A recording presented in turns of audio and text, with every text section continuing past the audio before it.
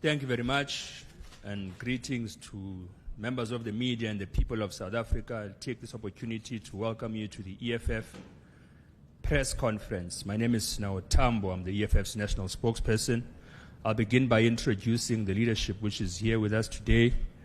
I'll begin on my far left, where there is the Treasurer General, Commissar Mpile Mautwe. Immediately next to her is the national chairperson on her right, Commissar Nondando Nolchungu. On my far right is the Deputy Secretary General of the Economic Freedom Fighters, Commissar Leanne Mateis. And immediately next to her, on her left, is the Secretary General of the Economic Freedom Fighters, Commissar Marshall Jamini. On my immediate left is the Deputy President of the Economic Freedom Fighters, Commissar Godrich Gadi. And on my immediate right is the Commander-in-Chief and President of the Economic Freedom Fighters, Julius Malema, who will be taking us through this press briefing today. Over to you, President. Thank you very much. Good morning, officials, members of the media, and the people of South Africa and the diaspora. The Economic Freedom Fighters is pleased to have launched a successful mass voter registration campaign at the Winnie Madikizela-Mandela House on the 21st of March 2026. The significance of launching this campaign on Sharpeville Day was a tribute to those whose lives were lost in the 1960s fighting for our liberation, a liberation which has since been betrayed. Voter registration is therefore a weapon in the hands of this generation to fulfill the dreams of our fallen leaders and vote for free education, quality health care, and 24-hour clinics, affordable electricity, affordable fuel and food, and a society free from crime, alcohol abuse, drug abuse, and gender-based violence.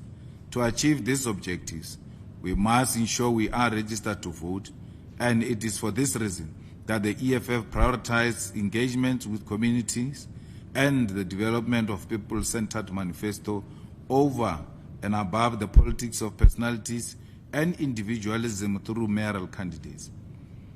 The EFF says to South Africans ahead of these 2026 local government elections that service delivery and ideas must determine who we vote for, and not personality contests and cheap gimmicks. South Africa does not need pictures of illegal dumping site. We need dumping sites to be cleaned. We do not need potholes to only be exposed, but we need them to also be fixed. We do not need the poverty of our children to be documented. We need our children to be fed. It is for this reason that the EFF's election campaign has played voter registration, building a solid organizational structure, and exposing and fixing community challenges first, and naming of mayoral candidates second. We will not be coerced by popular media and election polls developed by think tanks of right-wingers to change this as our election strategy.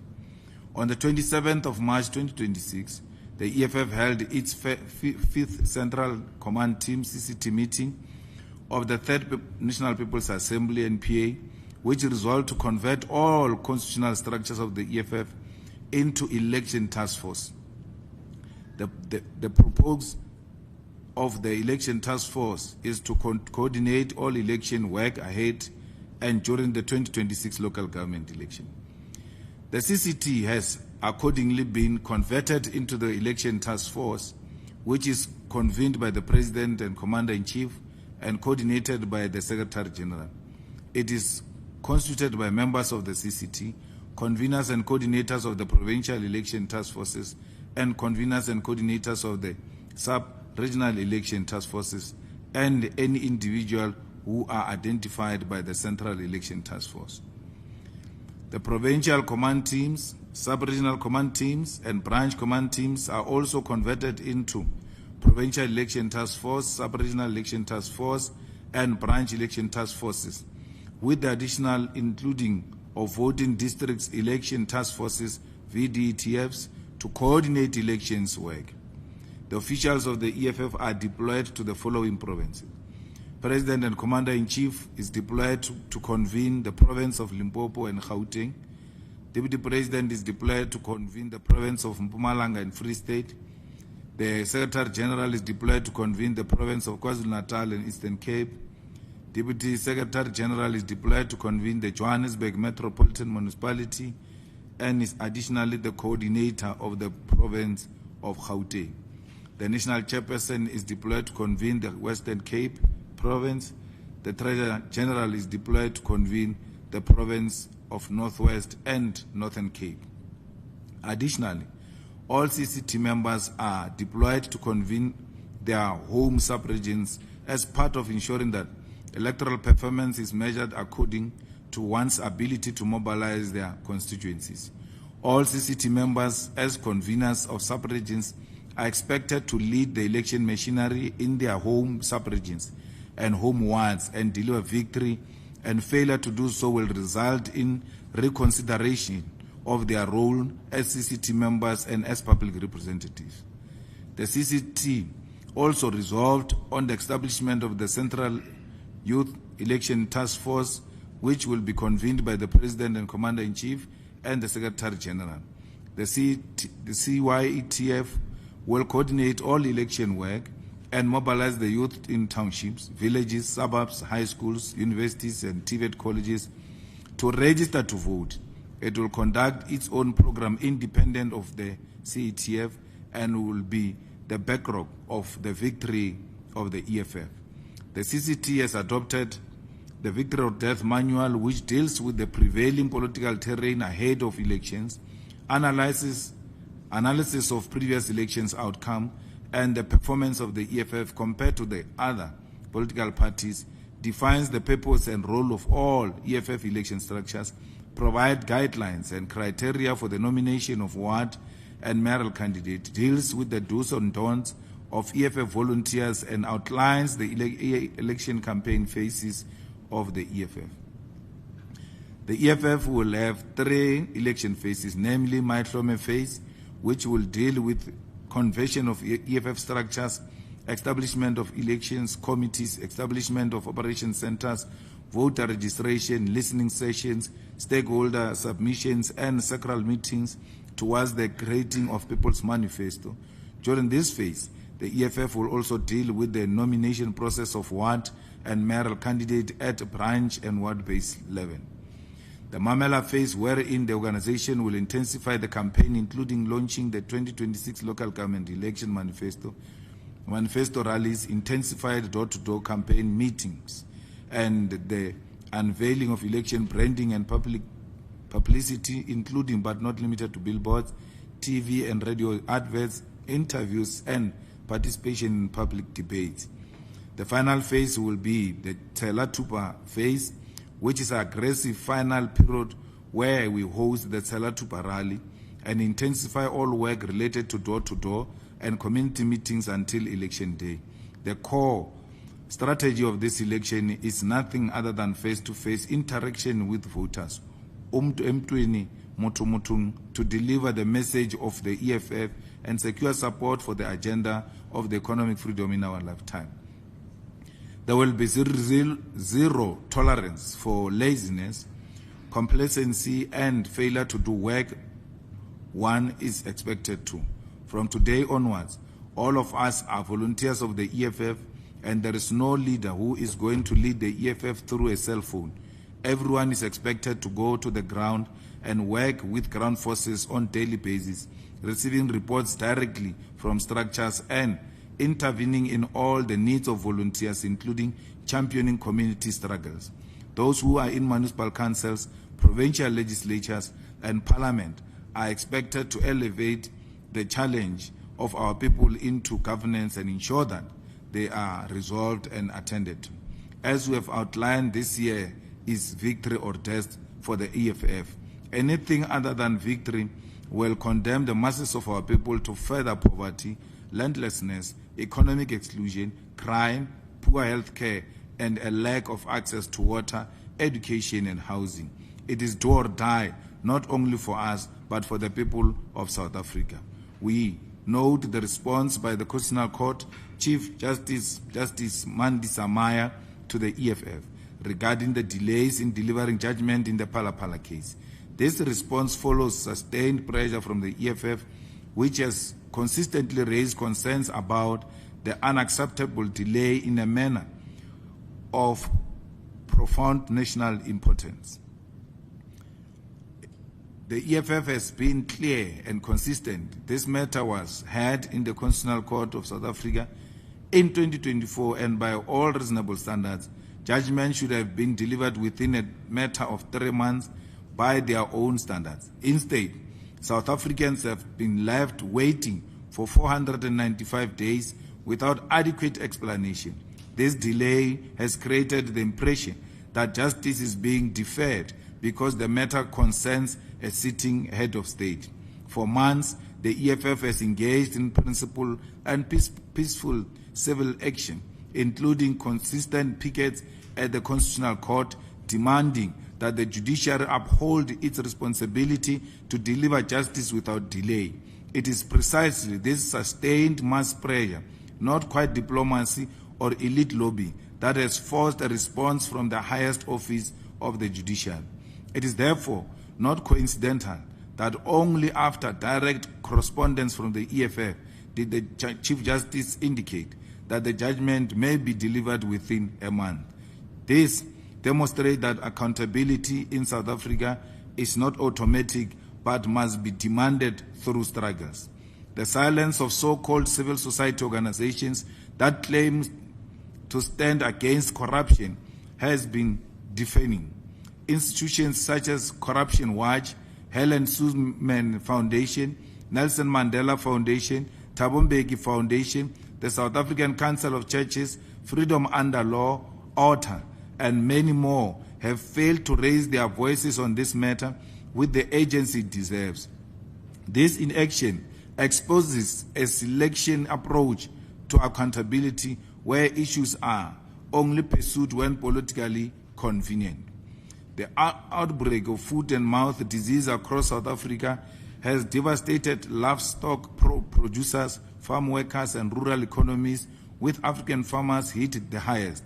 Yet the response from the Minister John Steenhuisen has been slow, bureaucratic, and insufficient.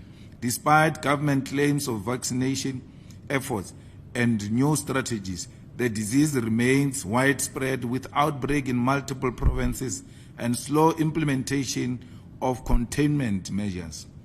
The EFF condemns the failure of DA Minister Steenhuisen and his department to act with the agency required to protect food security, livelihoods, and the backbone of rural economies. The EFF reiterates that all farmers who have lost livestock due to DA incompetence must be compensated, and will fight for this to happen.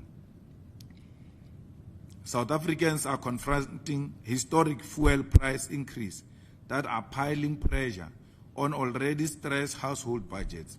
Petrol prices have increased by over 5 rand per litre, with diesel increase even higher at over 10 rand in some regions, while paraffin and energy costs rise at the same time.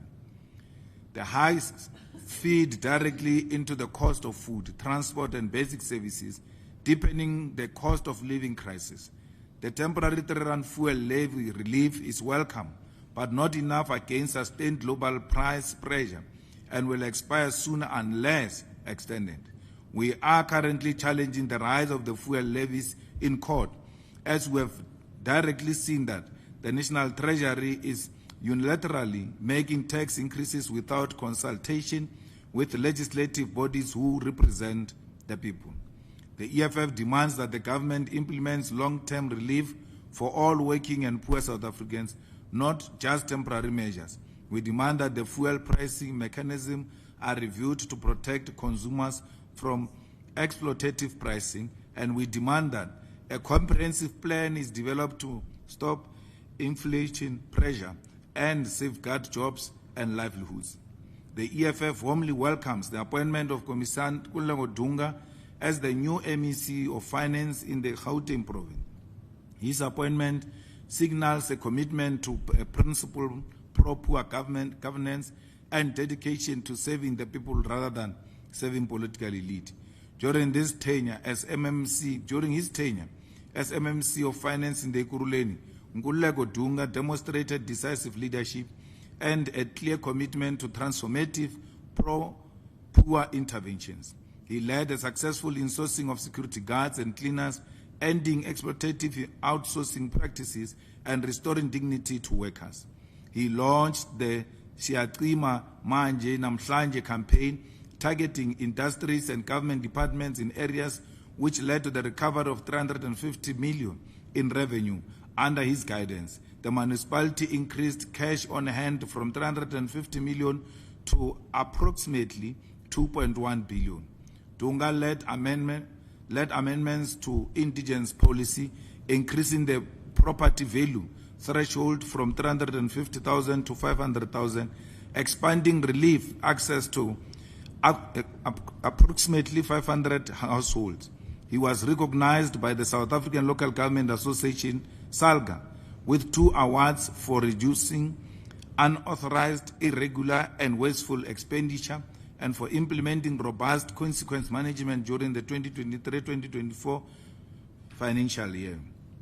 The EFF is therefore confident that Nkululeko Dunga will bring the same visionary and transformative approach to the finances of Gauteng. The attack on his appointment reveals more about the biases of media elites than about the capabilities of the EFF. The EFF additionally celebrates a series of recent victories in municipalities across South Africa that demonstrate verifiable track record of service delivery and transformative governance. In Ekurhuleni, the EFF achieved a major milestone with the insourcing of 199 cleaners and 394 security guards, restoring dignity and job security for workers while taking a stand against corruption and tender abuse. Meanwhile, the former MMC for Water and Sanitation, Commissar Thembi Msani, maintained a stable water supply during the Gauteng water crisis, achieving 98 to 100% compliance with the national water quality standards and earning the city recognition as a water champion. In Johannesburg, the EFF has successfully championed the insourcing of over 7,000 workers, increasing their salaries from 2,500 to above 7,000 per month, with full benefits, providing the pro-poor policies are possible when leadership is committed to the people. The city is also beginning to experience increased metro police visibility under the Operation Nomakanjani Manje Namhlanje campaign, and our MMC of Health has opened the Orchards Clinic, a state-of-the-art facility operating 24/7, showing that accessible health care can be delivered around the clock. In Tshwane, the EFF caucus has successfully amended the indigent policy to include all SASSA beneficiaries automatically and approve 100% write-off of municipal debt for qualifying households, offering relief to poor and working-class residents trapped in cycle of debt.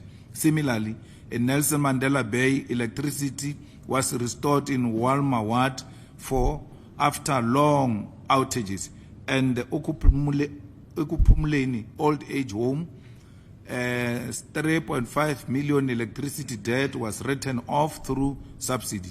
Through EFF leadership in eThekwini, residents of Umlazi and Kwamachu have been moved from hostels into proper family housing, restoring the dignity and improving living conditions. Across municipalities, EFF caucuses continue to push progressive initiatives, including land expropriation without compensation in Gauteng, banning labor brokers, and advancing the farmland release program. These victories are tangible, practical, and life-changing, and show that the EFF delivers for the people where others fail. The EFF notes the conclusion of the ad hoc committee established to consider the grave allegation made by Lieutenant General Ntantla Mkhwanazi, as well as the closure of the political killing team. This was a critical moment in South Africa's ongoing struggle against political violence, criminal infiltration of the state, and the erosion of public trust in law enforcement institutions. The EFF reminds South Africa that it was through our consistent pressure and principled intervention that the ad hoc committee was set up in Parliament. We also actively and decisively engaged in the process to root out the rot in our policing and intelligence systems. The findings emerging from the ad hoc committee and the work of the Madlanga Commission confirm what the EFF has long maintained, that there is existing deep-rooted corruption, factionalism and criminality within the highest ranks of the South African Police Service. The revelations of interference, suppression of interventions and abuse of state power expose a police system that has in many instances been captured by political and criminal interests. We therefore welcome the arrest of the senior police officials implicated through Madlanga Commission process. These arrests are a necessary step towards restoring integrity within law enforcement and ensuring that those entrusted with upholding the law are not themselves above it. However, arrests alone are not enough. There must be successful prosecution, dismissals, and a coupled overhaul of the institutional culture that has allowed such rot to persist. At the same time, the EFF condemns the continued wasteful expenditure of public funds through the ongoing remuneration of suspended Police Minister Senzo Mchunu. It is irrational and unjustifiable that South Africans are expected to fund the salary and benefits of a suspended minister implicated in criminal infiltration we speak of, while other individuals is effectively performing the duties of that office. This is a gross abuse of public resources in a country where millions struggle to access basic services. The conclusion of the ad hoc committee and the Madlanga Commission must not gather dust like many reports before them. They must serve as a turning point that leads to a decisive action, institutional reform, and the rebuilding of police service that serves the people, not political factions or criminal networks. In Nelson Mandela Bay, the shocking reality that millions of rands have been paid to suspended city manager Notolo Ngwazi over the extended period reflects a municipality that has abandoned its responsibility to the people. She is suspended for crimes of corruption, yet she still has not been put through the necessary disciplinary hearing for years. The consequence of this failure go beyond wasteful expenditure. The invisibility caused by the absence of permanent leadership has resulted in a revolving door of acting officials. Further, draining resources while collapsing governance capacity. Even more concerning is the loss of critical funding amounting to 1.6 billion that could have been redirected to infrastructure and service delivery, simply because the municipality has failed to meet basic administrative requirements. This is a betrayal of the people of Nelson Mandela Bay. Equally concerning is the conduct of the Auditor General of South Africa, which has failed to meaningfully engage with legitimate oversight questions regarding the appointment and remuneration of the Secretary of Parliament.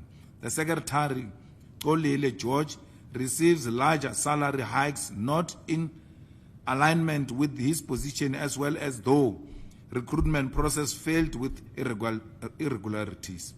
And yet the Speaker of Parliament refused to be held to account, and there has been a cover-up.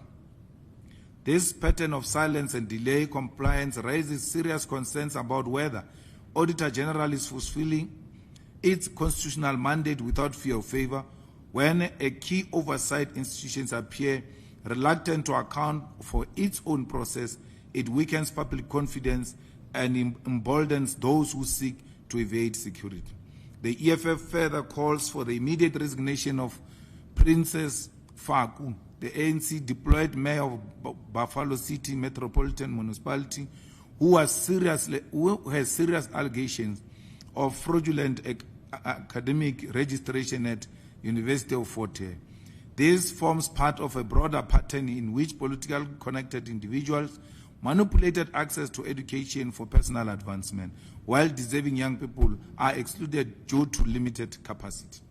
The University of Fort Hare has been crippled by ANC politicians who register fraudulently while not meeting the minimum requirements in order to meet education criteria to be deployed by their political party.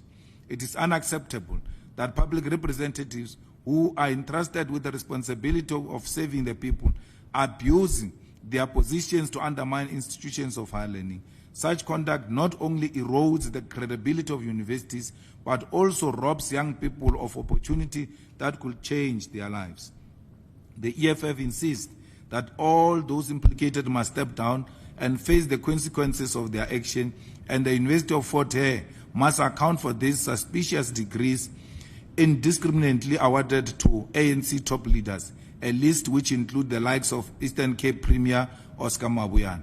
The EFF demands that, just as the Constitutional Court has outlined the period within which the Phala judgment will be released, the Special Investigating Unit must release its finding on allegations of degree fraud by ANC politicians such as Oscar Mabuyane, Prince Faku, Noxole Kivit, and many others. The EFF wishes to make it clear to South Africa that the court order handed down 2025, which set aside earlier investigation into Mabuyane's degree fraud and others, apply to an outdated SIU proclamation made in 2022. This means that the SIU continue to investigate these ANC officials implicated in degree fraud, and this has been confirmed by SIU. There is no court order which has suspended the SIU investigation, and the EFF demands the report now and the resignation of all those implicated in literally stealing education. The EFF has not forgotten President Nicolas Maduro and the people of Venezuela, who continue to face relentless pressure from U.S. military intervention and economic warfare. The arrest and removal of President Maduro by U.S. forces earlier this year has triggered global outrage and diplomatic splits, with many countries condemning the operation as violation of Venezuela's sovereignty. We affirm our concern for his welfare and for the democratic rights of Venezuelans. Attempt by the U.S. to pacify or control sovereign states through forces threaten international law, peace, and principle of self-determination. The EFF will continue to oppose imperialist aggression in all its forms. Similarly, despite U.S. sanctions and an oil blockade that have left energy supply low and infrastructure strained, Cuba has shown resilience. Recent shipment of oil and aid from Russia and China have provided temporary relief of the energy crisis in Cuba, which is made worse by the blockade. This is the development the EFF welcomes as a blow against unilateral economic warfare and in defense of Cuban sovereignty. These acts of solidarity from Russia and China counteract decades of punitive measures that have impoverished the Cuban people. In the Middle East, Iran has successfully negotiated a ceasefire with the United States and Israel after they initiated a reckless war. A temporary ceasefire has been reached on the basis of 10-point plan peace plan advanced by Iran and accepted as a framework for negotiations. Iran's willingness to stand firm for its national interest and sovereignty, even under immense pressure, has forced a pause in hostilities and secure a platform for diplomatic engagement. This outcome highlights a shift in global geopolitics. Key U.S. allies in Europe and elsewhere refuse to fully endorse the war and push for diplomacy instead. Their stance, when compared with unilateral U.S. and Israeli escalation, has destroyed the lie of unchallenged American dominance. The EFF continues to assert that the people's struggles are interconnected. Imperialist intervention and unjust economic policies must be opposed consistently. Sovereign nations have the right to self-determination and dignity without foreign military or economic coercion. We call on all people, especially the youth, to go out and register to vote EFF.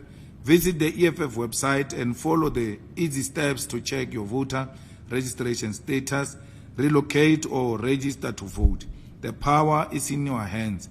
Register to vote EFF in the 2026 local government elections. I thank you.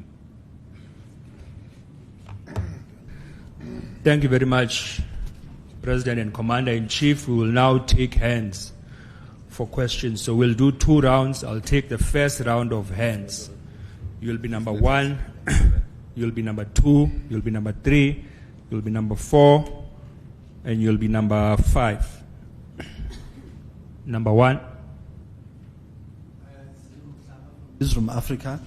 Mr. Malema, I would like to ask you to describe the character of an EFF candidate at a mayoral position, but at a local government as well, at a ward level. I'm asking this because we've seen how MMMCs have been implicated in wrongdoings in Tshwane, but also how municipalities have also been run, considering what is coming out of the Madlanga Commission, and also many other incidents that are coming out of these bodies that have been established to look at corruption and investigate these things. So give us an idea of how an EFF mayoral candidate or mayor would deal with these issues, but also the steps that the party would take in terms of addressing those issues. Thank you. Number 2. Good afternoon, CIC, and to the rest of the leadership. Brayton here from Netwerk 24. My first question is around this move in Gauteng joining the provincial government. Should we expect that negotiations will now start at a national level and maybe you joining the GNU? What's the possibilities of that? And then how progressive will the new MEC of Finance be within his budget? Because as I understood, the Premier will keep quite a watchful eye, if you can call it that, over budget allocation. So how progressive will he really be able to be? And then there's another matter that's also been in the public, and it's between this fight between you and the Deputy President of the Patriotic Alliance, Kenny Kunene. He said you call people small boys all the time. Now you dragging him to court because he's doing the same. Maybe just some clarity on what is that about, that very public spat between the two of you. Thank you so much. Thank you very much. Number 3. Samke Lamasego from the SABC.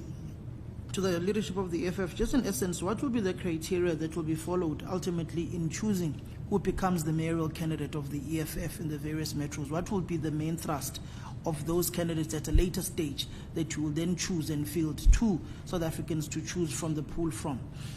On the matters regarding coalitions, in Ekurhuleni, we're seemingly unhappy with Kosindipile Kagaza. What is your current relationship with the majority party within that particular council? I know Leanne Matthys used to be a deployee for the EFF in that particular municipality. What's your relationship within that council at this stage? On your relationship with Action SA, is it having an influence on how Action SA ultimately voted in the Ekurhuleni Metro, noting that you are working with them in the Tshwane local municipality? Thank you. Number 4. Good morning, President. My name is Lunga. I'm from the Mail and Guardian. President, last time you dented my ego, man. Please try to tone it down this time. President, the first one is to, when it comes to East London, I know you're going to court on Wednesday. What do you think the predictions are on that matter? And going back to Brayton's question, do you deny that you went to Mswazi's house at 1 o'clock carrying, because there's allegations that you were carrying money, and from what I've seen is that you are saying those allegations are just frivolous, where there's just a concocted things about you. So do you deny that you went there carrying money and bottles of whiskeys at night and all that on the allegation that he has raised? And thirdly, obviously, we've seen Nkululeko Dunga coming as an MEC here in Gauteng. Would we be looking for such a similar arrangement, maybe somewhere in KwaZulu-Natal, to say maybe you might be looking to offer, because the way it stands now, MK Party doesn't look like will ever be in charge of that province. And then lastly, if you are called to come and testify at the Madlanga Commission, if your name is indeed mentioned, would you be willing to say, look, you are going to come and testify at the commission? Thank you very much. Number 5. Good afternoon, Shannon Merrick, CBC Africa, a member in good standing of the Press Council of South Africa. Number one, the elephant in the room, the appointment of Dunga. A lot of people have expressed that they are not happy on social media. The ANC Youth League, the ANC Veterans League, the media, and so on and so on. Now, in terms of the best practice in South Africa, I'm going to give two examples. President Ramaphosa appointed a minister with a record of a convicted bank robber as a minister to be in charge of sports, arts and culture. The president then came to Johannesburg and then forced the ANC to appoint a Kenny Kunene within 24 hours back as the MMC as well. So if you can look at that examples, Dunga don't fit that criteria. He is not a convicted criminal. He has not spent time in jail.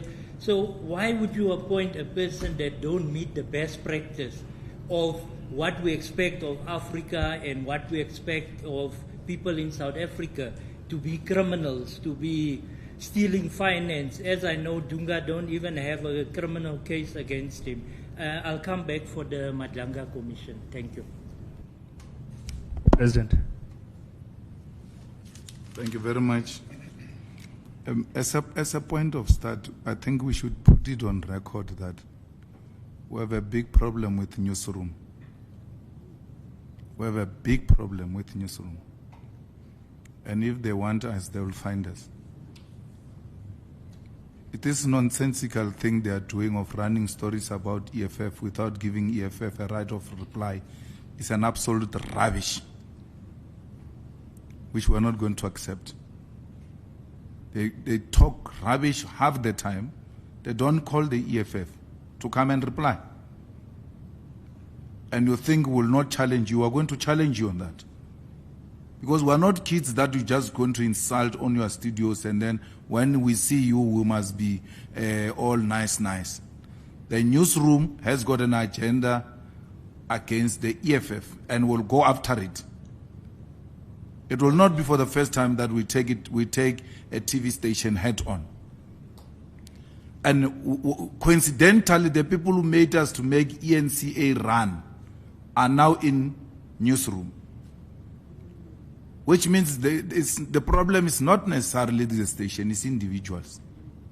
There are certain individuals who will list their names. If they don't change their attitude, we'll read out their names in one of these press conferences. The same way they read our names and talk about us. And don't call us. It's wrong. To a point where a party has to write a letter and say, guys, what is this now? This is unethical. It's unacceptable. The issue of the mayor and the what candidate, I think they are all the same question. So the criteria we are going to follow is that people are going to be elected as what candidates, and would choose from amongst what candidate who's going to be a mayor. So you can't be a mayor if you are not a what candidate, or if you are not a what candidate. So the council is constituted by what candidate and PR. We are not going to have a PR list. We are going to have one person on the PR. We call him a placeholder. Then when the results are out, we know how many wards we have won and then how many PR seats we have won. Then the placeholder will resign. When a placeholder resigns, the IC says, guys, you've got so many seats, you've got so many days to fill in those vacancies. We go and take candidates who have failed to win a ward. And the ones with the highest votes will be the ones who will be taken to become PR. Because people have been becoming PR through factionalism. They are not even known in their wards. Yet people who worked very hard in their wards, they almost won. They lost with 2 votes. They don't get into the municipality. But a factionalist of note gets into a municipality without even moving their finger. So we are curbing favoritism and factionalism. And we want a reward that will be given to hard-working fighters. If you want to be a mayor in the EFF, go and become a ward councillor. because a mayor is going to come from amongst the ward candidates. Whether you won a ward or not, if your ward is up there with those that have lost and you get into a PR, then we'll appoint you a mayor. So if you are not going to be a ward councillor and then you become a ward councillor and your ward, and then we appoint you a ward candidate, and your ward still gets low marks, it's not in the 5 of the wards that we're going to take the PRs from, then you are automatically out. The fact that you're a mayor means nothing.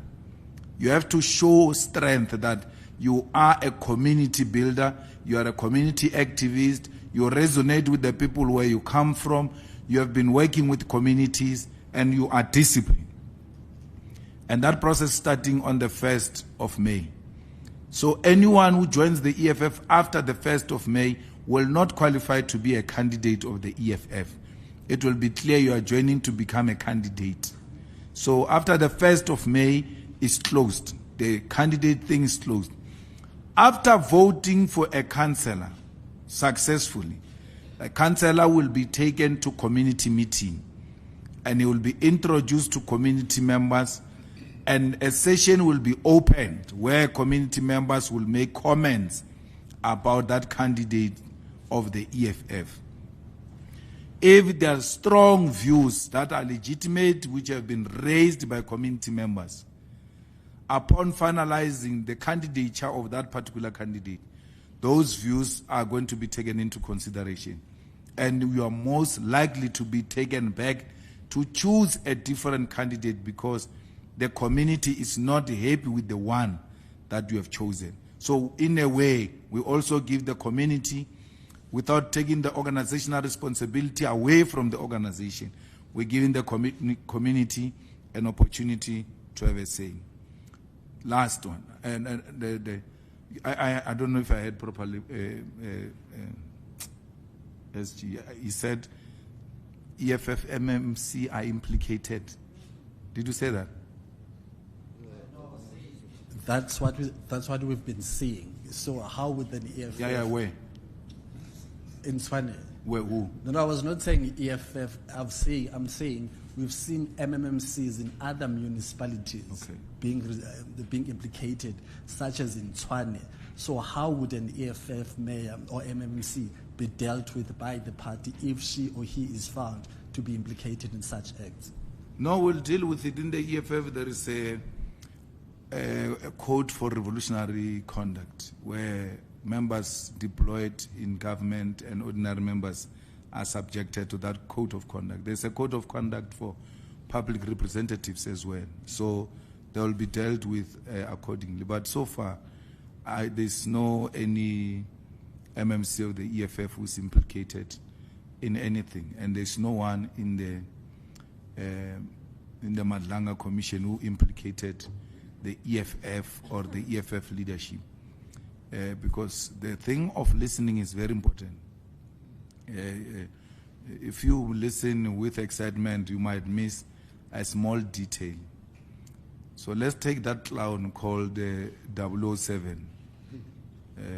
What they call him? Nkosi. Nkosi says he received a list of companies from a deputy chief of police. And the deputy chief of police was asking Nkosi whether the list comes from the Red Beret. They never said Nkosi and the chief of police in the commission. They never said we got a list from the EFF. They say someone brought the list and said it's from the Red Beret. They never said the Red Berets sent us their list. They said different day. Someone sent us the list and said it's from the Red Beret.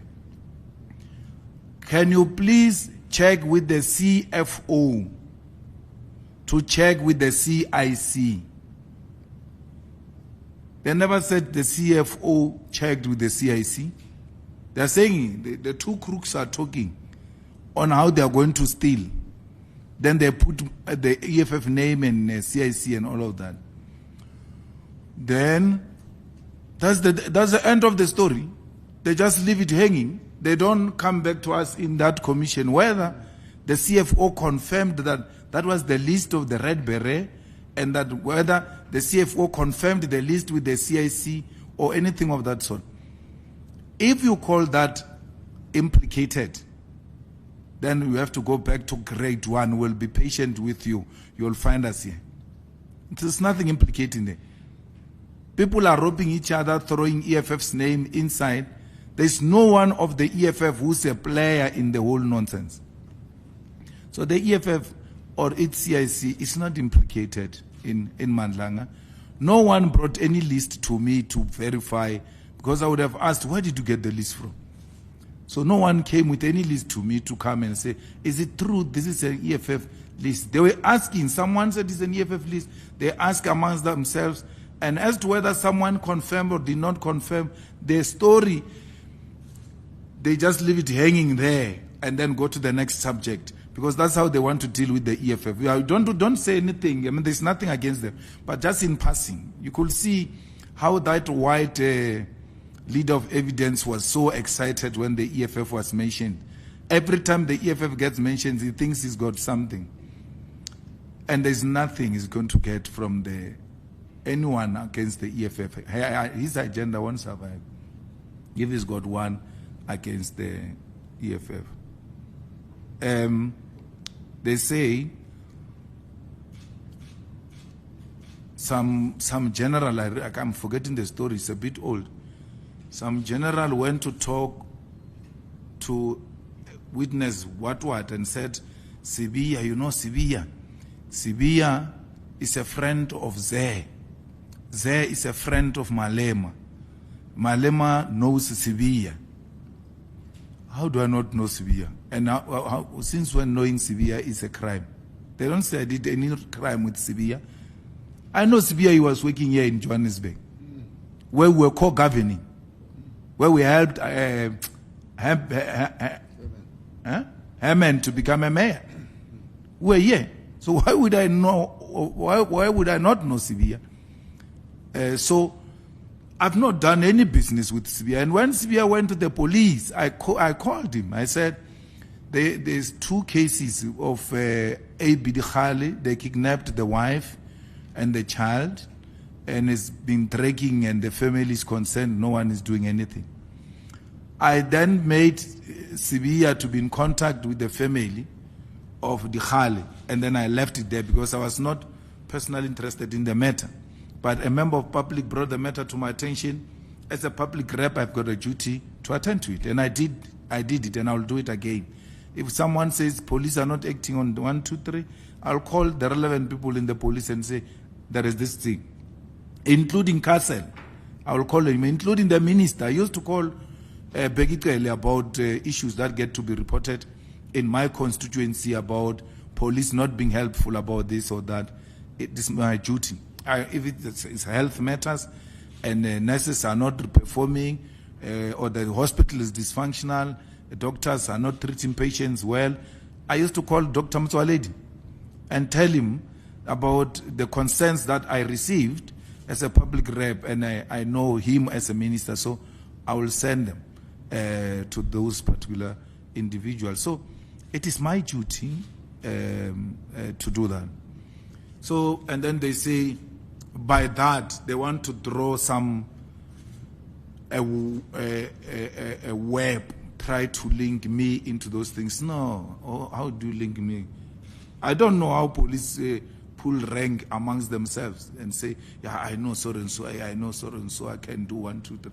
I've never done anything with Sibiya. The second one was the Jeribu Shuha case, which I'm still going to call them, because even after we called them, even after we asked about it in the commission, still no movement. So why must I keep quiet and not call the relevant authorities and ask, how far are you with this case? I'm duty bound. That's why I do oversight, is to go and see if a police station is functional, a hospital is functional, or any of those things are functional. So that's my duty as a member of parliament. People send me to parliament to be their voice where their voice can reach. And I'm that voice. I don't engage in criminal activities. I'm not a criminal. So I will never, that's why I speak freely. None of your politicians can speak the way I speak, because they are told they've got smalanyana skeletons. I don't have that nonsense. So I know Zé Nxumalo is a child of Professor Nxumalo, who was the founder of the IFP. He was, if I'm not wrong, the first Secretary General of IFP. Then you say Julius Malema, in giving Z's description, you have to drag my name in. But his father is a retired politician, a noticeable person. Why are you not saying a child of Professor Nxumalo? You bring my name. Or is it because you can't research such a simple information, like desktop? For sure you are shocked wherever you are, all of you. Oh, is that so? Yo. It's not a big issue. How can someone being someone's child be a big issue? That's the father. Zé is my friend. Zé Nxumalo is my friend. And anyone who stays in the north knows Zé Nxumalo, who grew up in the north, socialized in the north, northern suburbs, Sandton. You will know Zé was a big socialite there. But you know what is amazing, Samkel, about Zé? Is that Zé was best friend with the daughter of Rupert. You don't mention that. It's not like you don't know it. You don't mention that. You mention me because you are looking for me. You don't mention that at Zé's wedding, the groom's party was white people only.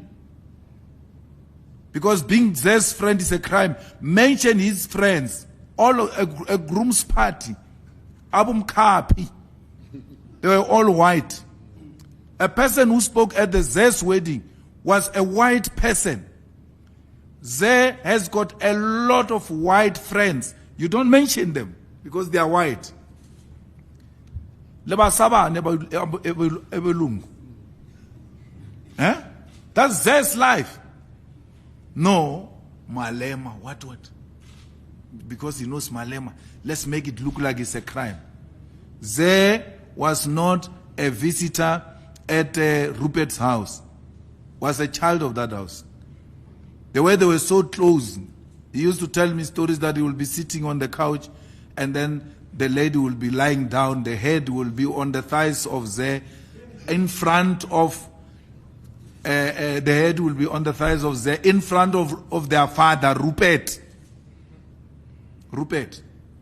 Zé has been to Rupert's farms, wine tasting farms, many times where some of you as journalists were. But you don't mention Zé and mention Rupert at the same time. Now, this Musibi you're talking about, that, and you even asked me the question, have you been to the farm? When you've got an answer. Kenny can say whatever nonsense he wants to say. He must repeat that in court. Don't ask me that question as Kenny's question. We'll ventilate his nonsense in court. Because he doesn't have an answer, he says, I'm suing him for calling me a boy. It's not true.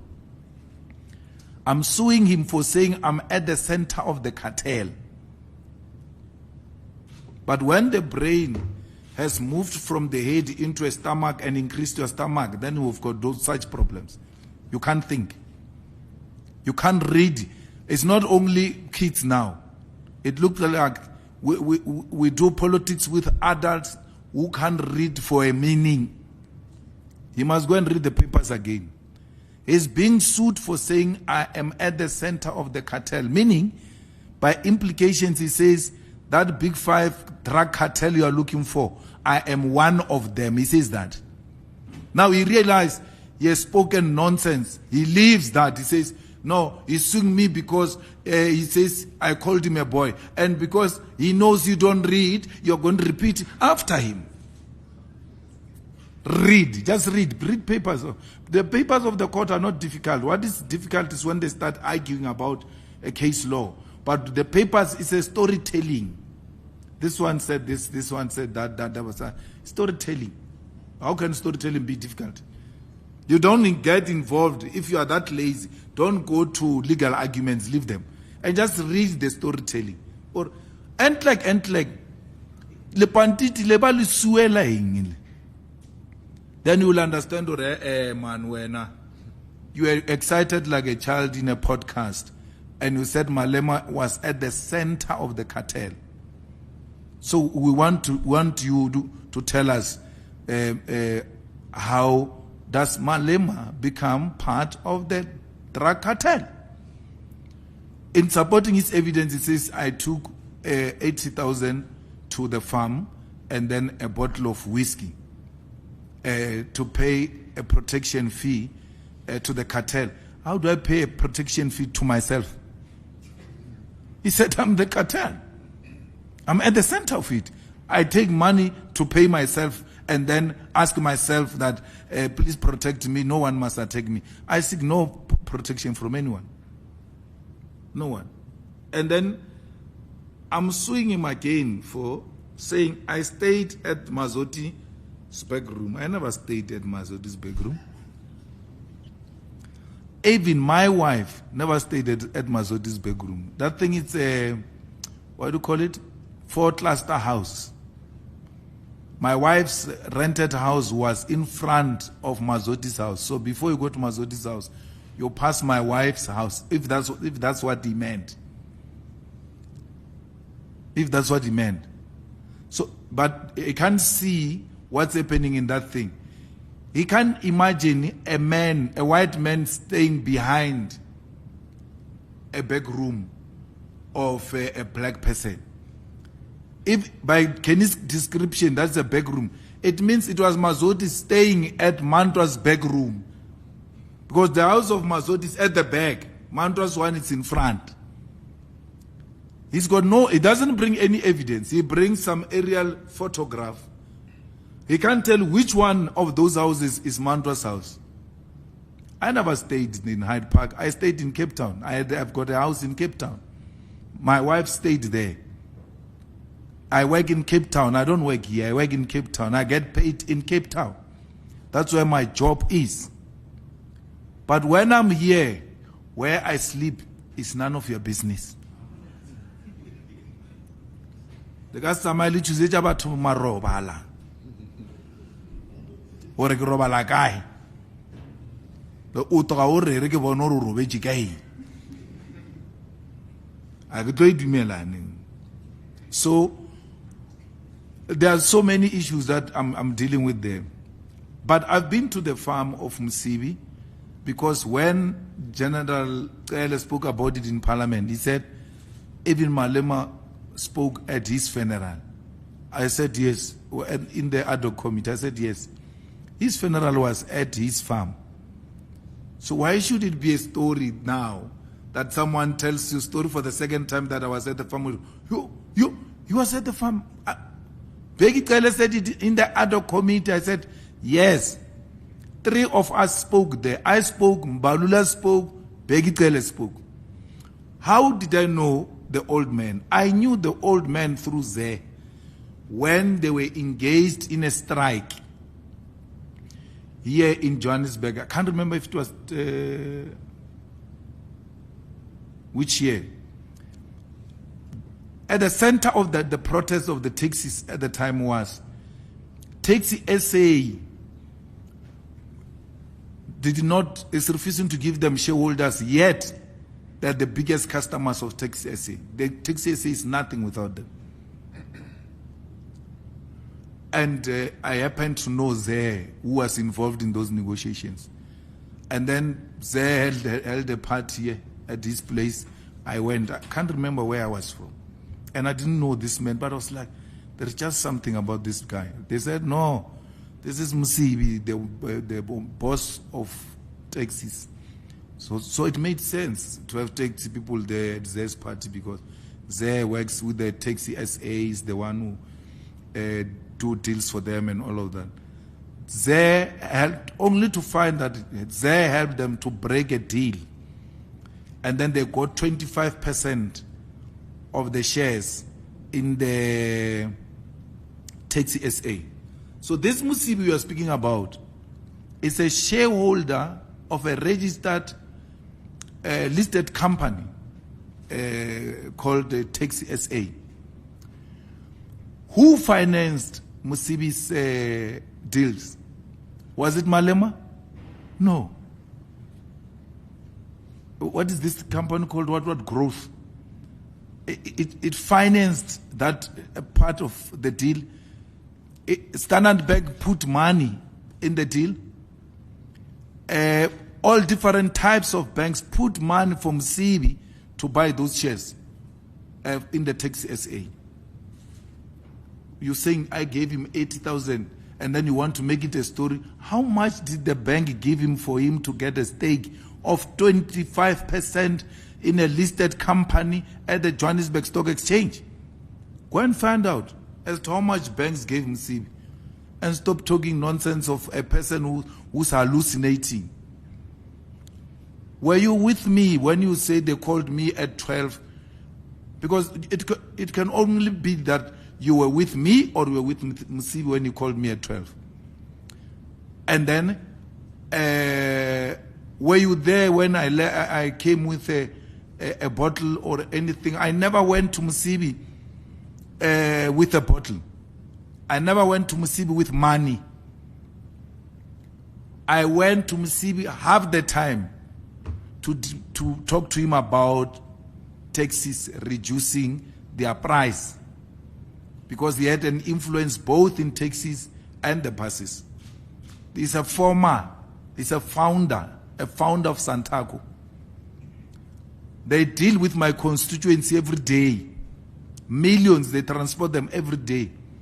So I knew him, and then he said his business is taxis, and from time to time we'll negotiate with him at the farm, here in Sandton at Z's office, sometimes at that Sixen Hotel, and so on and so forth. Anyway, when I call, I'll find him and he's ready to meet me.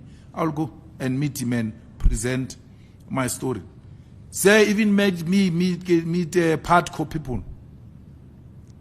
That's how much he had influence in Partco, and how he has worked with them before, he knows them.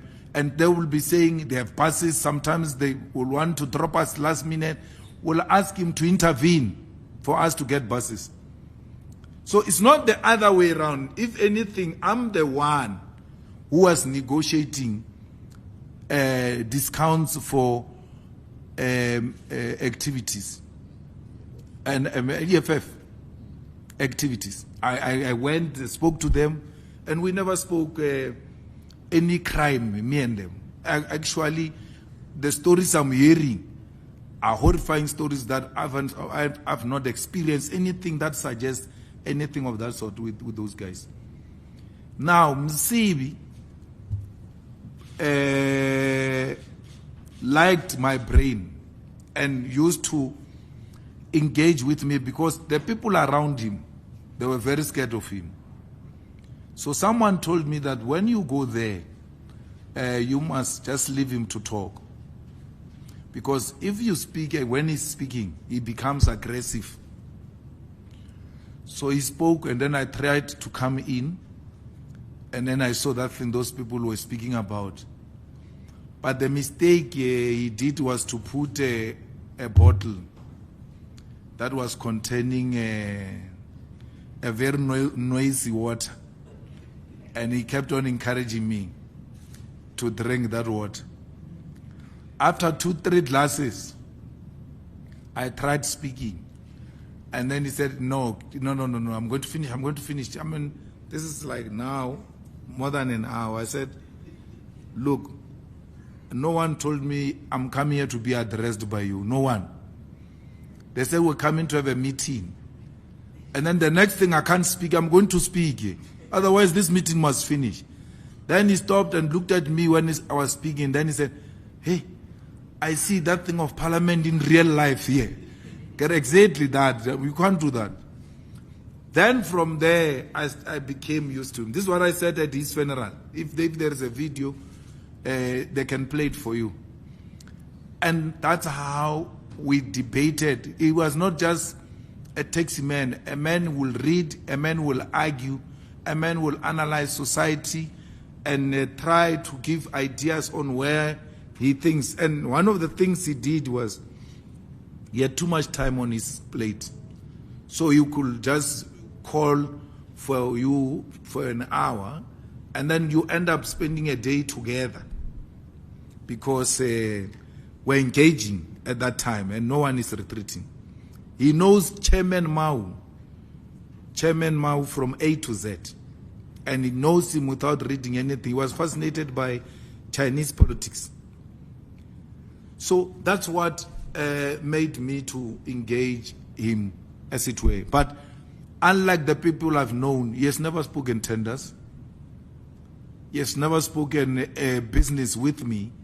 If there is business, it will be me talking about the buses, the taxis, and then you will assign someone, talk to this guy in this area, I'll collect all of those people and give them to DSG. How they finishes is none of my business, but I'm certain that transport is well secured. And till this day, I'm not convinced he was involved in tenders, because the tender dudes, you can't speak with them for more than 30 minutes and they don't speak tenders. He was not the kind to speak to you about tenders, unless he had his own people they speak tenders about. So that's far we can take it. If this story is juicy to an extent that Madlanga wants that juice, I'm well prepared to go. Why would I be scared to go to Madlanga? I'm not scared of anything. So why would the question even be, will you go to Madlanga if they call me? They call me for what? For discussing politics with Msibi. I mean, all of those supplementary affidavits, it's a nonsense. It's rubbish. It's not even worth the paper written on. Because the confirmatory affidavit means you must confirm that this happened. No, the fools being fools say in the papers, the ones that are confirming, the main applicant said, yeah, they called me and said, what we were saying in the podcast, it is true, it's true. Meaning, you said it without being told by these ones. And therefore, these ones can't be the ones that informed you about it because they came after. How can they be witness of something that happened after? Someone told you about this before. Who's that person? Who's that? These ones just heard you and the fanatics and they say, it's true, it's true. But that's after. That's after. You must look at my affidavit and Zesa supplementary, confirmatory affidavit. We speak about something we were together. We don't say we heard, we saw, we were there. No, the papers are there. Get them where you got them. They are there. Ikuruleni, we are still fighting with the ANC about Ikuruleni. And we hope to find a solution very soon because that budget was passed illegal. And if they are not going to move, we are going to take them to court for that budget to be declared invalid. So that can be avoided by political engagements. So they must give us to what belongs to us. Give Caesar what belongs to Caesar. They took our speaker, they took our MMCs, we want them back. You give us, let's go, let's work. It's as simple as that. The hatred was Dunga. Dunga is no more. Why did we hate Dunga so much? Because Dunga was smarter than you in all respect. He couldn't match Dunga. No, that mayor, he couldn't stand Dunga because he couldn't match Dunga. Got brains, thinking capacity, charisma, handsomeness, everything.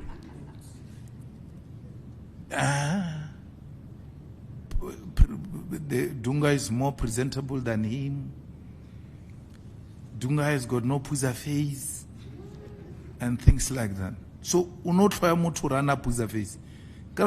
Till today, he hasn't told us why he hates Dunga this much. So we have to fundraise the reasons and find out. Or maybe because he's got puza face and Dunga doesn't have. Therefore, that's the fight. Because he said the fight was personal. He said it's very personal. He couldn't give us any reason. So we are not, if we're given any reason, we'll leave. Fighters, Dunga never stole a cent in Ikurulin. He found it at 350 on hand and left it at 1.5, if I'm not wrong, 2.1 billion on hand. So how do you say such a person doesn't have capacity? How do you say that? That such a person doesn't have capacity? Who said all MECs of education are teachers? Who said that? Or education experts or anything of that? Who said the MEC of environmental affairs stayed in the bushes and did the environmental affairs studies and he understands environment more than anyone? Who said that? Those are political positions. The government is run by those who are qualified. That's why we always surrender ourselves with the best. That's why you saw his first picture to the office. He was accompanied by a doctor. That guy didn't do his PhD with burning of tires in the township. And that was not his PhD. Researching why people were burning tires in the township. His dissertation was on treasury. That guy that is with Dunga, yeah, Dr. Guman. Now, Mbalula once tried to ridicule us. Not to go to school is a problem. Where he says, they brought an expert. They brought an expert. And we didn't have an expert. And he's proud that he didn't have an expert on a matter that needs experts. That's how much education is valued at that site. You are being ridiculed and being made a joke for having an expert. And that's the future. That's the future of South Africa. The president who has no understanding of the role of experts in society. Experts. We demonstrated to them that you might know us like this, but under us,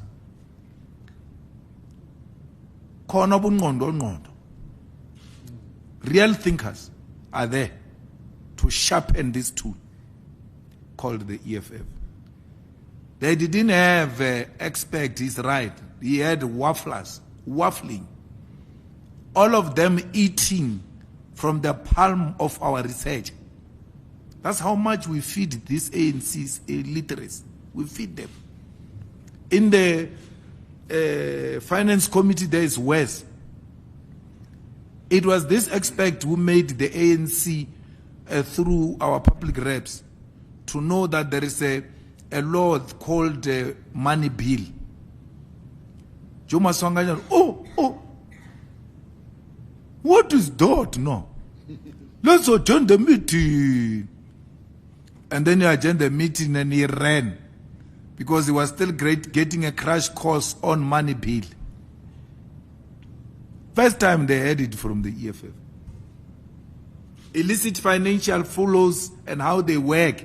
Some ANC people even asked for us to come and workshop them on what we're talking about because they've never had such a thing in their lifetime. That's because we hire the best. We hire the best. And we're focused. So, They can complain about Dunga. Dunga is not an ex-convict. They're working with ex-convict. Where is that old man who was fired at the SABC, who calls himself a veteran of the ANC? Yes, Snooki. Why is he not giving us an expert opinion on prisoners that are working with Cyril in the cabinet and in the municipality? In the municipality, there is a video of MMC of transport where he was calling private parts of women in a video. After he dropped that thing, he was rewarded with an MMC position. That's the kind of leadership you have. And you want to compare that to Dunga? Shame on you. Shame on Snooki. Maybe that video is exciting him, old as he is, where the MMC of transport was calling private parts of women integrity committee. What is integrity about calling private parts of women? Go and look before you pass judgment on Dunga. Look at the kind of people they work with. That minister of correctional service, an apartheid apologist, a man who possibly could have even killed black people, that man, a racist of note. Those are the kind of, you accept that man, who probably was participant at Flag Plus. You accept work with him. But you refuse a young, genius African person. And you want to call yourself a revolutionary. Oh, shame on you. That's why we're not shaking. If Sanko wants Dunga out, let Sanko can go in and let it give the ANC the vote it wants after going in. What is Sanko going to give the ANC?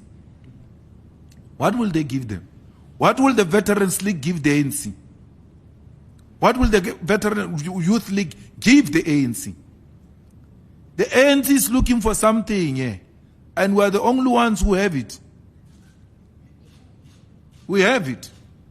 And because we are respectful to South African people, we don't bring you drunkards who hide behind the name veterans, but hopeless drunkards. We bring you the best, not from prison, not a man who's proud of having killed people in the ICT when he was committing the ICT crimes. No. The man is still very young. The man is intelligent. Listen to him when he speaks. He brings in a fresh air. Not an air yang din tracha tronco. Ndintra. Apo le panti te ru le bella du bana dintra ro ena na le dintra. That's not what we're bringing you. We're not bringing you a bad smelling air from prison. We're bringing you the best of the best, fresh air. We don't have a market we're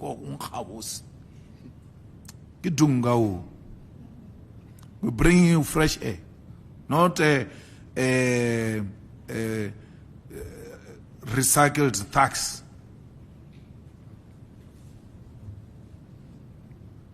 That will be eating sushi inside the parliament corridors.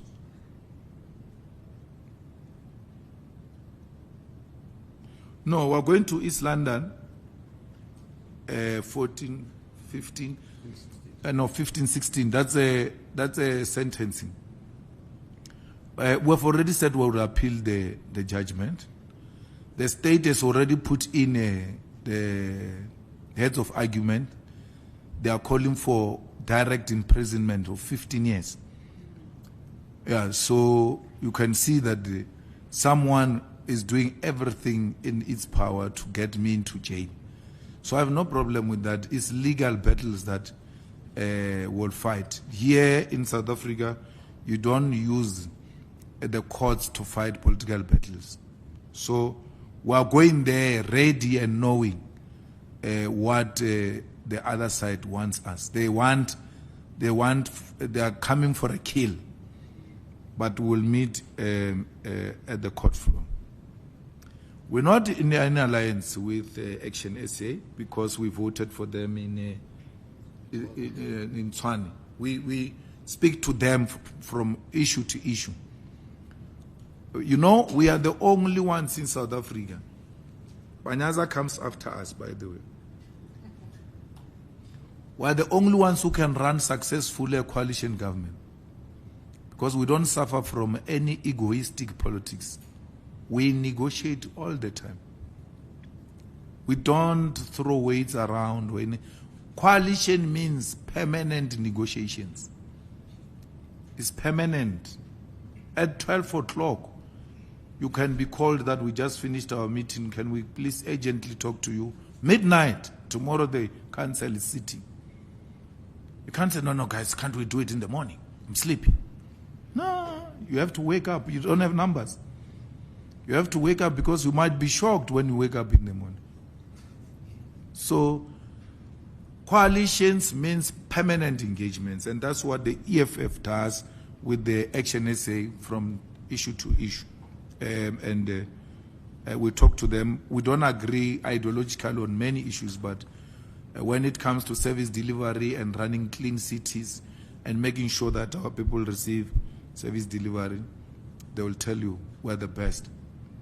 You know, you all run around here and say, these people are corrupt and all of that. You can ask all of these mayors, all of them. I never asked to meet a mayor. Never met any mayor. I never met any city manager, asked for this or that favor or anything. That's not my space. I don't engage in those politics. I mean, as you're speaking now that, oh, you and Action SA in Ikuruleni, you are voting together because you voted for them in Tshwane. I have to pause a bit and think, who's the mayor in Tshwane, by the way? Because I've got no obsession with those things. Once they were agreed, they get assigned to relevant people, I move to the next assignment. That's my job. So you can go to where, you can go to anyone who knows her. She will tell you, I've never met her. So I don't seek any favor. I vote on the basis of what is to be achieved in the immediate for our people while we are fighting for the strategic objective of the EFF. We will be MECs in KZN under MK government. Ungajahi, yabulala impi, ungajahi, hamba kancane.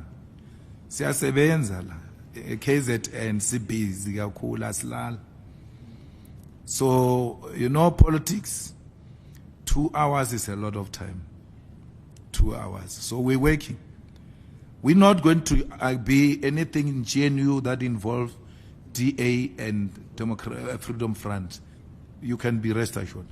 That's why our appetite when Panyaza called has always been there. We said, no, we're fine. The struggle is the struggle to capture the state and use the state to deliver a political agenda as a political party. And then if the environment is such that it allows us to participate, then we'll do so. But we cannot do so with DA. DA told you it's in government to stop EFF. That's how much they're scared of us. Because they know what we'll do, what we'll say we'll do. And that thing that we'll do is bettering the lives of our people. I think I dealt with everything. But you must know that the age is catching up these days, so I don't see properly. But I refuse and completely to be like some girl and wear glasses. In my heart, I'm still very young. I can see everything. But in reality, it's a problem. Thanks. Thank you, President. We'll take the second and last round. You'll be number 1. You'll be number 2. You'll be number 3. There's no one who's going to go a second time.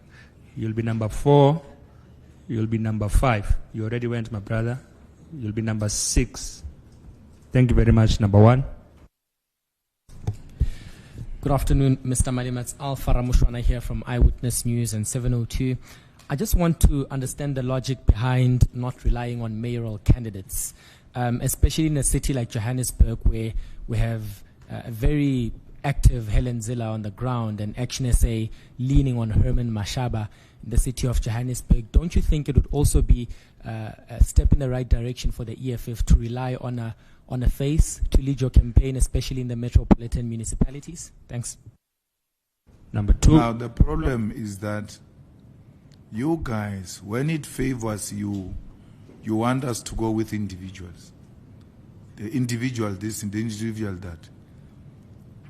But when it doesn't favor you, there's no EFF without Malema. Now we are saying put Malema. Because if there's no Malema, there's no EFF. No. We are putting the organization. People are going to vote for the EFF. And our strategy is not a strategy of a DA and then a DA breakaway. Mashaba is a DA breakaway.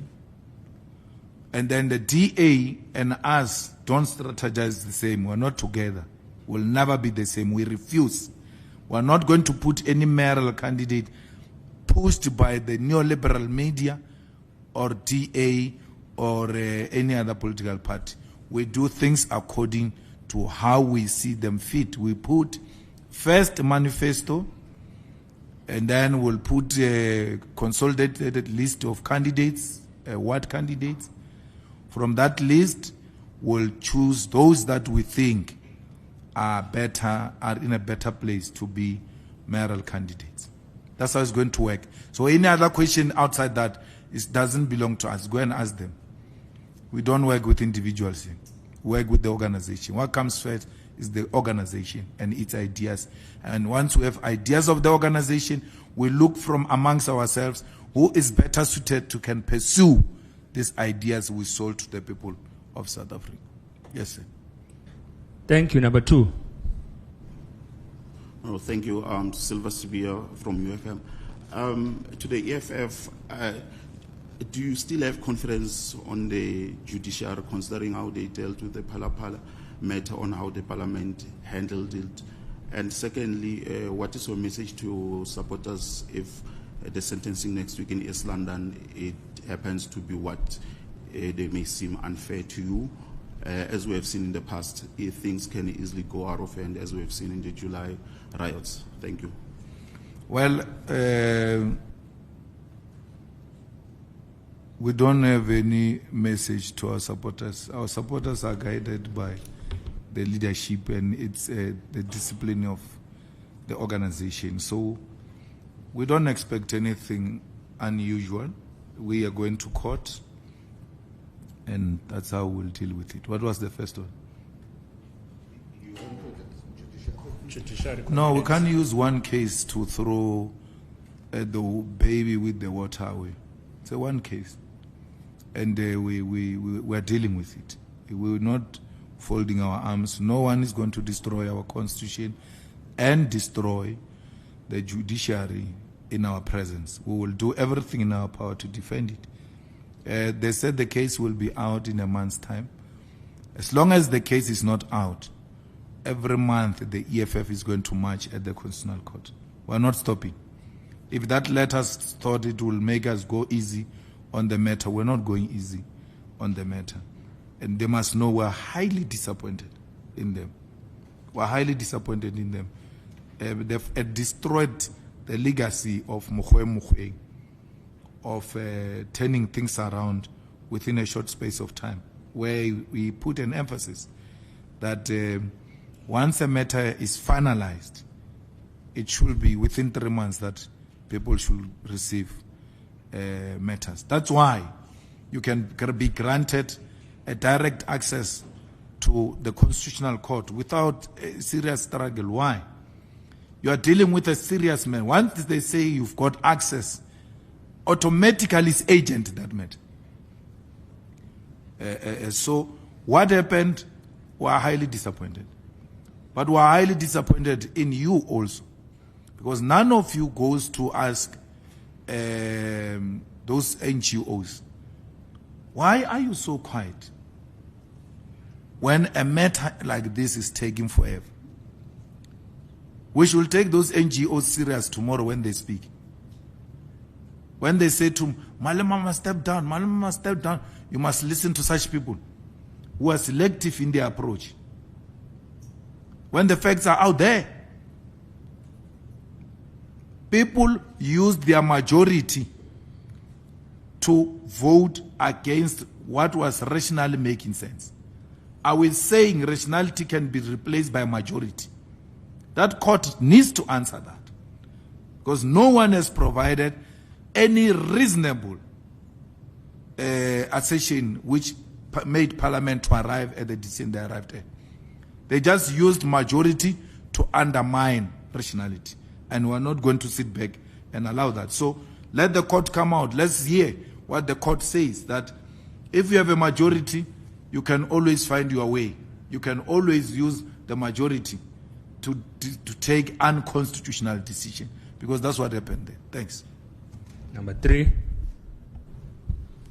Hi everyone, into our leadership. My first question is, you have previously... Name, media house. Oh, sorry, my name is Commander-in-Chief from Inside Politics. Yes. So you have previously labeled the conviction racist and politically motivated. If the court delivers a custodial sentence next week, will the EFF continue its campaign of public picket, or will the party strictly limit its response to the formal appeal process we have already vowed to pursue? My second question, which municipalities do you think will do well and why? And also, lastly, how are the preparations for the upcoming joint conference of the left organized by the party and the SACP? Is the party planning to work together with the SACP during the local government elections, and whether you will form coalitions with the SACP? Thank you. What was the first one? If the court delivers a custodial sentence next week, will the EFF continue its campaign, its public picket, or you will strictly limit the response?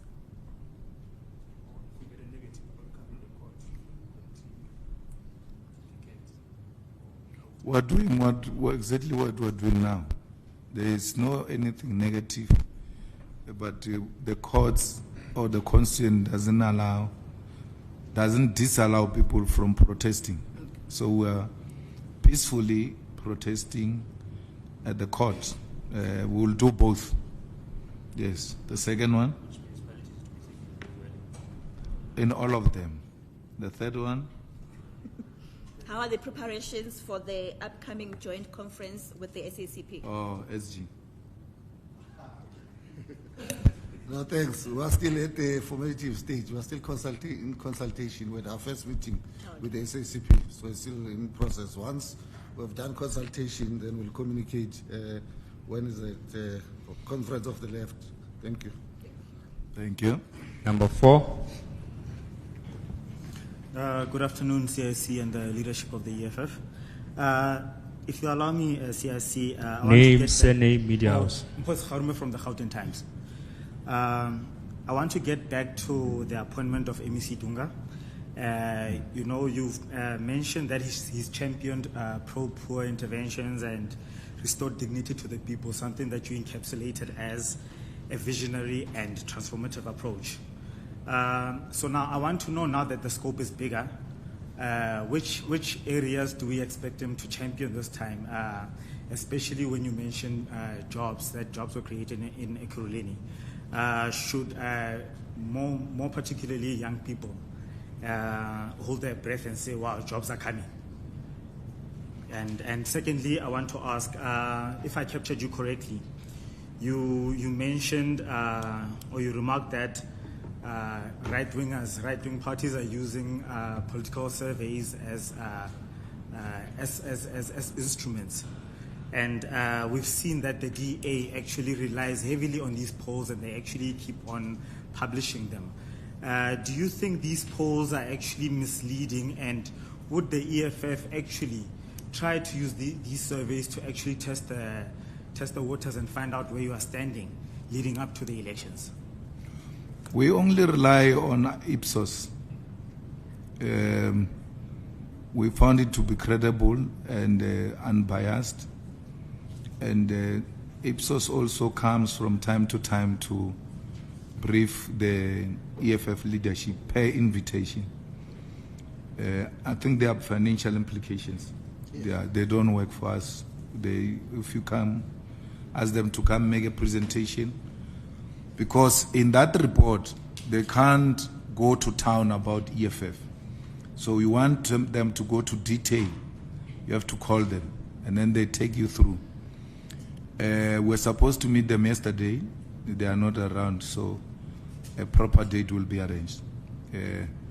We believe in scientific research, which is not biased, which is not owned or belong to the EFF and only tells you what you want to hear.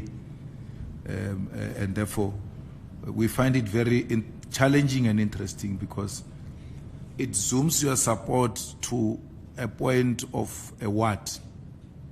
And it tells you don't waste money here. If you have money to spend, you spend it here. This is where you are. Consolidate this space and so on.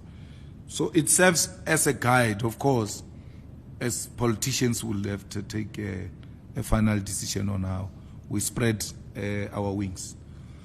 Dunga's job is to insource the workers. He now has got a seat on a negotiating table at a very high level. There is a bill in Parliament on insourcing of workers tabled by the EFF, supported by President Ramaphosa. I don't know how far the discussions are with the ANC, but we're not far apart. Unless there are developments I do not know about. So we're fine. That's the first thing. He needs to stabilize the finances of the province and get a clean audit and never steal a cent from the government of Gauteng. He must make sure that all the departments, because Dunga in the main is a distributor. He gets the money distributed to the department and make sure they are properly spent. And if they're not properly spent, he must use the law to intervene. And that law, if it empowers him, not even the Premier can stop him from intervening, because laws are very clear on how the MEC of Finance should monitor the expenditure of the resources of the province. He must make sure that those departments spend money, not fruitless expenditure, but spend that will go to have an impact directly in the lives of our people. So we hope that they will come to the party. They will work well with the Premier, because they engage. There's no any arrogance coming from anywhere. The problem there at Ikuruleni was the arrogance of the mayor. Not only to Dunga, to the ANC. You will agree with the ANC at this level, and the guy will just disregard them. We saw the arrogance of that municipality yesterday at the grave of Krisani. If they can do that to the dead, who are we? Treat Krisani's family like that. At the center of Mamdimpo's complaint is the arrogance of the municipality. And we know the arrogance of the municipality is the arrogance of the mayor. They are not going to tell us what to do. You want to do as if the family is not there. You want to disrespect them. For the first time, that commemoration gets to be postponed under his leadership. His arrogance is up to here. Yeah. I don't know why they still tolerate him. He should have been fired long time ago, because he's not only costing them relationships with the EFF, he's now causing internal conflicts that are coming out in public because of his arrogance. So if it was the ANC that we know in the olden past, he would have long been told, or chief, you have to create a space now. It's not only us. You will say Julius is fighting with him. He's got a... His own secretary resigned. His own secretary resigned. MMC of Finance. Because he said, I can't be part of this wrongdoing. The ANC overruled him, and as a disciplined member of the ANC, he listened. But he couldn't take it anymore. So you will think the EFF is crazy. ANC internally is tired of the guy. What he has on them, I don't know. What was the last one? It's number 5. Good afternoon, leadership. My name is Refilo Muchwari from Journal News. My first question would go as regarding the new MEC of Finance in Gauteng. What are the strategies that the EFF is going to use to fight especially tender irregularities? And on the issue of, considering the fact that he is entering a system that is already rotten. Secondly, on the issue of insourcing workers, where does this put entrepreneurs who most of the time rely on tenders to employ people? My second question is, can I please get an analysis from you, CIC, on the politics in Mangaung? How confident are you that the EFF, stands a chance to maybe lead the municipality or, being part of the coalition government in Mangaung? Thank you very much. Number 6. Good afternoon, Cindy Santlawati from the Gauteng Network. Part of the statement that has just been released by the Democratic Alliance highlights the lack of the former MMC in Dunga leading to the unqualified audit statements, is that he failed to do the IDPs properly in ensuring that the feedback of the finances are done, and also the late payments also were due to a delay. Lastly, in terms of the negotiations which put the provincial budget at risk, one thing that has to be asked, was the EFF really that comfortable with preventing the budget from being passed in the province so that even health employees and health services would have been delayed if that had happened? That is the last one, President.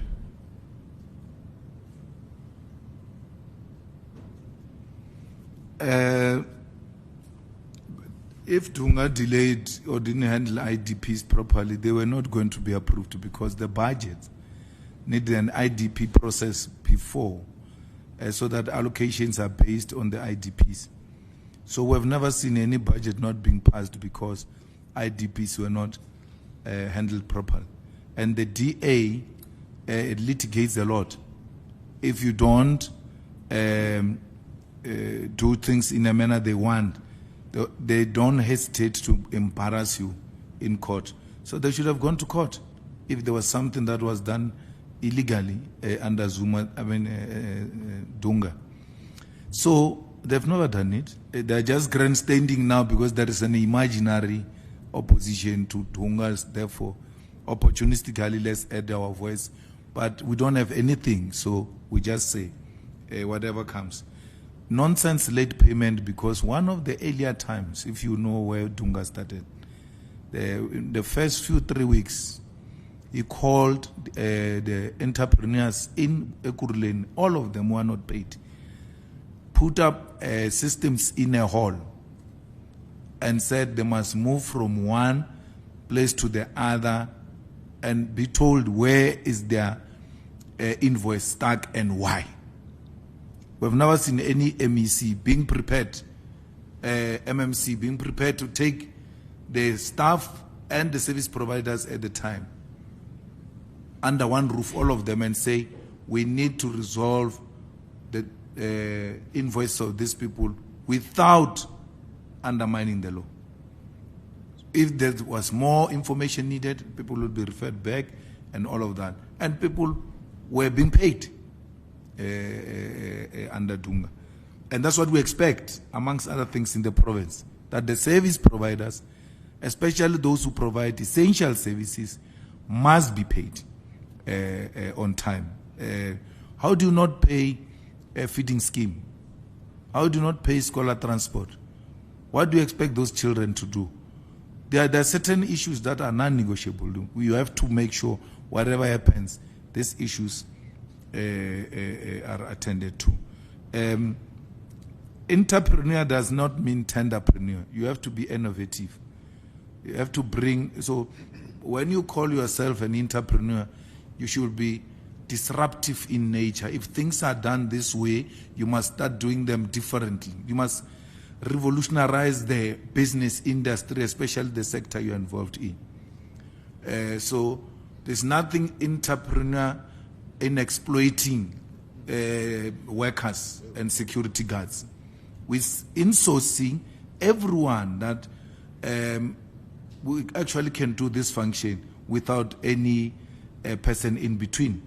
As an entrepreneur, you'll have to come up with new ideas and new innovation in a different space and continue to thrive. Those who are crying is tenderpreneurs who know that they survive through tenders. Majority of them can't even write. They can't read. They don't know how to fill up a tender document. They rely on someone to fill up tender documents for them. They're engaged in shenanigans, in criminality, collectively. Even when a tender document is inside, they take it out and take out the documents which are missing, or they must be removed and put this one. And so that's not entrepreneurship, that's corruption. So we need business people who are full of ideas, and let government support those ideas. You see, if you come up with a proposal here and say high-rise buildings, this thing of getting human beings to go and climb behind high-rise buildings to clean windows up there is outdated, it's uncalled for. Let's get drones that know how to clean windows, and they can go as high as possible. So why are you not, as entrepreneurs, coming with such alternative? That no, we can hear you are insourcing, but it's risky for workers to go up there. We've got drones to go and clean up there where they can't reach. No one is saying that. We just want to get a tender of cleaners and still continue to risk their lives. We are not insourcing everything, but anything that is not of strategic use to take it to the private sector that we can do as a government, we are going to insource. And why should there be a tender of toilet papers in a country full of unemployment? Why can't you? Because you look at what do you use, which is not so complicated as government. You establish a factory of government, and then you get people to do those things, working for government, produce for government, as workers of government. You need toilet papers, you need cleaning material, you need this. What is it that you need which uses a lot of money from the government? Get the people to produce them internally. By so doing, create jobs for our people directly as government. Really, we must be ashamed. But when it comes to building Gautrain or anything engineering of that sort, of course we need expertise of other people. Alone we might not have the necessary capacity. But where a capacity can be generated from within, let's use internal capacity. Let's strengthen this internal capacity of the state and use the facilities of the state. We're not going to pass a budget, say, health workers or what. That will never be used to blackmail us. We're not going to pass it, whether the implications we're ready to stay with those implications. The workers have not chosen EFF as their government. The workers will not, when they are not paid a salary, they must blame those that they chose to be a government. It's not the EFF that failed to pass a budget. It would have been those they chose in government. You see, now when a budget fails to pass now, the EFF failed to pass the budget. We're still going to lobby the MK because we want to be in a much more safer space, much better, so that even those small ones, the day they have a headache and they are unable to come to work, were not affected. So we are going to bring along MK because we're working with MK in KZN to remove that government. So when they vote for a budget now, they are no longer voting for the ANC budget. They are voting for EFF budget. Why? When they vote against it, what do they say? We must also vote against them in KZN. When they abstain from this budget, what are they saying? They're saying we must abstain from KZN? Is that what they're saying? So we are putting this province, when we, at least, we require Nombalula's permission to do so. We say to MK, let's put a stable government here. You might not participate, that's fine. We are participating. We're going to put another stable government in KZN, and we're going to help you to realize that. And when we want to pass budget, we will be there to pass that budget with you. But that relationship doesn't have to start with MK first before it happens. We showed them good faith. When they passed a motion of no confidence with our 2 members, we were at the center of trying to make sure that we remove that premium. We never doubted when we took up a decision. So be rest assured, we are going to put up a stable government with the Premier who's sober and the MEC of Finance who's sober. Be rest assured, the irritations will be there as political parties from time to time, but with no intention, none whatsoever, to disrupt this government. That's why every little opportunity we get with MK, we mobilize them to come. When they say, no, we can't vote for this, ANC is voting for against us in KZN, we say, at least vote for us because we vote for you in KZN. Dynamics might not be the same, we agree, but let's give and take. We are in a situation where we have to meet each other halfway. Mangaung, there will never be an outright winner of any municipality, any metro. No one. So how we are all going to deploy is going to be very important, because the people who are going there, they must understand that they must subject themselves to political management committee, which is going to manage the relations between individuals who are leading on behalf of parties in those municipalities. No outright winner in all the metros, except in Cape Town. But even there, we are going to put up a fight. Yeah, there's no. So once we successfully make sure there is no outright winner in all the metros, you are guaranteed in 2009, 2029, no one is guaranteed. Without metros, no one can govern this country. It's guaranteed. So you choose wisely now for the future. It's important that the ANC knows that not in the foreseeable future will they ever win elections. Never, ever win elections outrightly. They are going to win elections working together with EFF and MK, reclaiming this country back to the rightful owners. So that's the only solution. The only solution to this country is MK, EFF, ANC. That is the future of South Africa. Unless you choose those things of DA and the Freedom Front and what, I'm not part of that.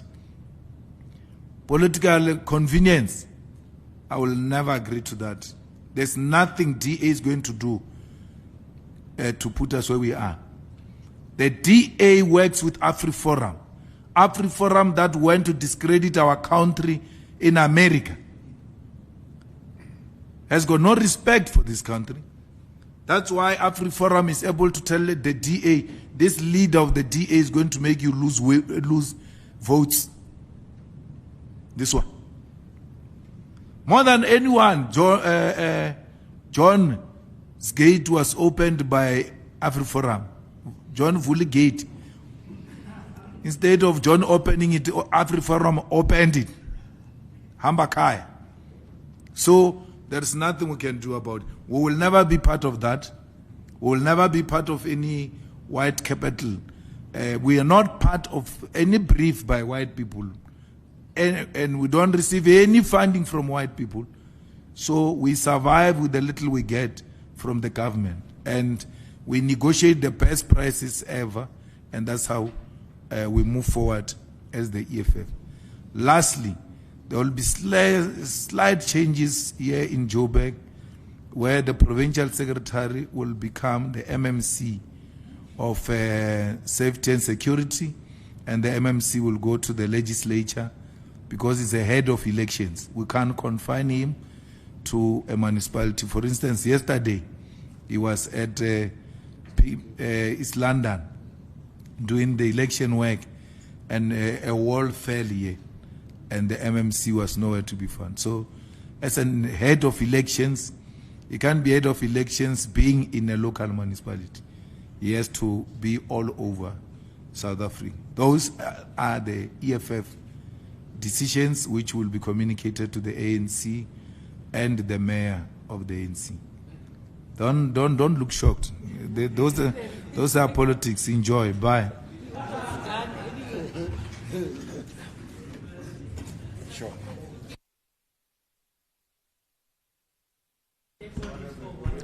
Thank you very much.